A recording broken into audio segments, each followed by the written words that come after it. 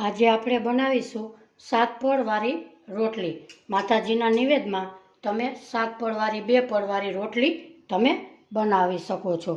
જોઈ શકીએ છીએ આપણી રોટલી એકદમ સરસ પોચી રૂ જેવી બની છે। તમે સફરમાં જાઓ ત્યારે લઈ જઈ શકો છો। નાના મોટા સૌ ભાવે એવી રોટલી આપણે આજે 7 પળવાળી રોટલી બનાવીશું। મોટા માણસો તમે સડસડાટ પોચી રૂ જેવી ખાઈ શકે એવી રોટલી આપણી આજે બની છે।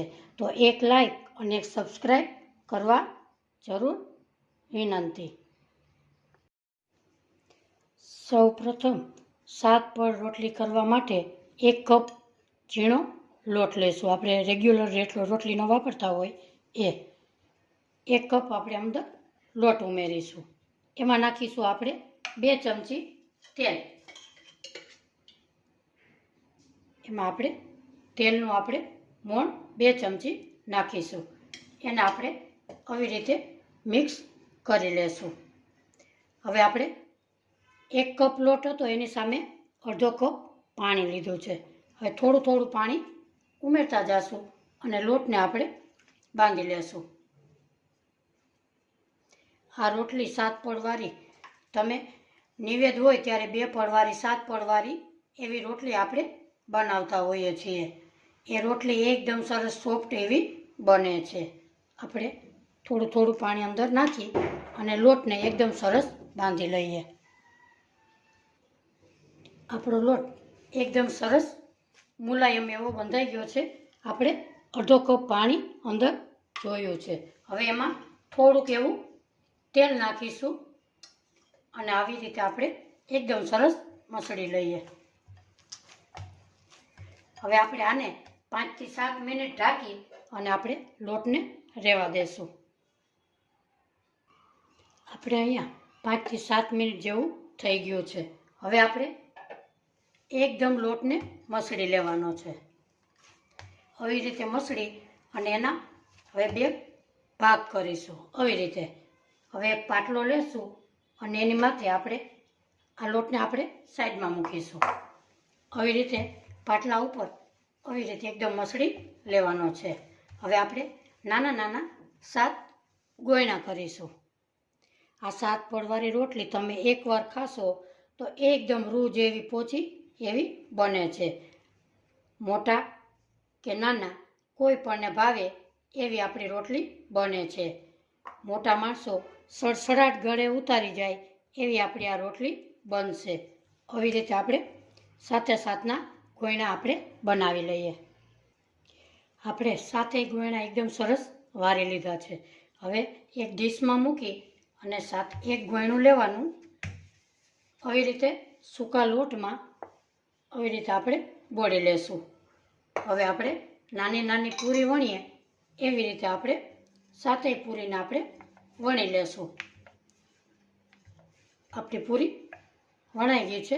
હવે આવી રીતે 7 પૂરીને આપણે વણી લઈએ। આપણી 7 રોટલી વણાઈ ગઈ છે। હવે આપણે એક રોટલી બાજોટ ઉપર લેશું। એની માથે આપણે તેલ લગાડીશું। તેલ ફરતી બાજુ લગાડશું। આવી રીતે આપણે તેલ લગાડી દીધું છે। હવે માથે લોટ છે એને કોરો એની માથે હવે તેલવાળી છે એની માથે આવી રીતે રાખી દેશું। તમે આવી રીતે છાંટો તો પણ ચાલે। હવે આપણે બીજી મૂકીશું એની માથે પણ તેલ લગાડી દઈએ। આવી રીતે 7 રોટલીના પળ આપણે આવી રીતે લગાડીશું। એની માથે થોડોક એવો લોટ લગાડીશું। હવે આવી રીતે પાછી મૂકીશું। એમ 7 રોટલી આપણે કરી લઈએ। હવે આપણે આ 7મું પળ માથે મૂકી દીધેલું છે। હવે આપણે થોડુંક એવું લોટમાં ઉમેરી દઈશું। આવી રીતે હવે આપણે ધીમા હાથે રોટલીને આપણે વણી લેશું। એકદમ વજન નથી દેવાનું। ધીમા ધીમા આવી રીતે રોટલીને આપણે ફેરવતા જઈશું અને વણતા જઈશું। હવે આપણે આવી રીતે પલટાવી લેશું। એમ પલટાવ્યા 2 બાજુ પલટાવતા જઈશું અને રોટલીને વણતા જઈશું। તમને એવું લાગે તો સૂકો લોટ ઉપર વેરવો। આવી રીતે રોટલીને આપણે હળવા હાથે વણી લેશું. આપણી રોટલી એકદમ સરસ વણાઈ ગઈ છે. હવે આપણે ગેસ તરફ જઈએ. આપણે ગેસ ઉપર એક તવી મૂકેલી છે. હવે આપણે સેજ ગરમ થઈ ગઈ છે. આપણે રોટલીને અંદર ઉમેરી દઈએ. હવે આપણે રોટલીને પલટાવી લઈએ. એનું પડ આવી રીતે આપણે છૂટું પાડી લઈએ. એકદમ સરસ આપણું પડ છૂટું પડી ગયું છે. આપણે બીજી બાજુ પણ પલટાવી લઈએ. હવે આપણે એને પડને છૂટું પાડી લઈએ. આપણું બીજું પડ પણ છૂટું પડી ગયું છે. હવે બીજી બાજુ પણ હજી થોડુંક પાકવા દઈએ. હવે આપણે પલટાવી લેશું. અહીંયા આપણે આ ત્રીજું પડ છૂટું પડી ગયું છે. હવે આપણે ચોથું પડ પકવવા દેશું. હવે આપણે પલટાવી લઈએ.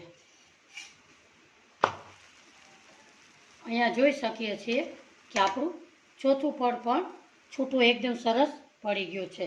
હવે આપણે હજી બીજી બાજુ પણ પકાવવા દઈએ. હવે આપણે પલટાવી લઈએ.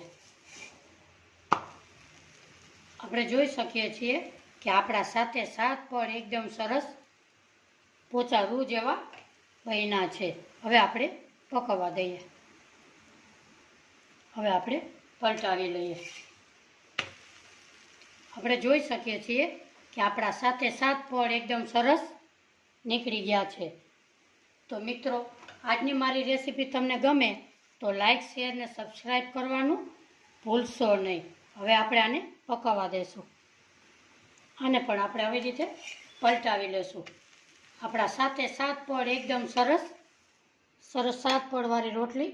તો મારી રેસીપી તમને ગમે તો લાઈક, શેર ને સબસ્ક્રાઈબ કરવાનું ભૂલશો નહીં. હવે આપણે ચોપડી લેશું ઘીથી અને સર્વ કરી લઈએ. મિત્રો, આજનો મારો વિડીયો તમને થોડો ઘણો પસંદ આવ્યો હોય ને તો લાઈક, શેર ને સબસ્ક્રાઈબ કરવાનું ભૂલશો નહીં. તમારા ફેમિલી મેમ્બર્સમાં પણ શેર કરજો. એકદમ સરસ પોચી રૂ જેવી બની છે.